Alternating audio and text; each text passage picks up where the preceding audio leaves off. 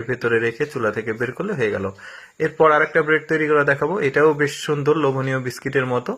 আটার উপরে দেখতে পাচ্ছেন এগুলো যা যা দেওয়ার দরকার সবজি আগে থেকে সবকিছু কমপ্লিট করা হয়েছে। তারপরে চুলার মধ্যে রেখে বেশ কিছুক্ষণ তারপরে বের করার পর খুব সুন্দর। এরপর এইটা দেখায়, এটাও খুব সুন্দর, একদম পিৎজার মতো দেখতে, বিভিন্ন কালারের দেখা যাচ্ছে।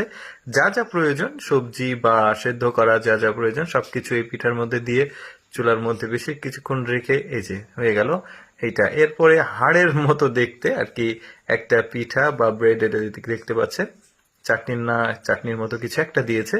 তারপরে এটাকে বিশেষ উপায়ে এইটা তৈরি করা হলো, চুলার মধ্যে দিল, তারপরে বের করলো, হয়ে গেছে।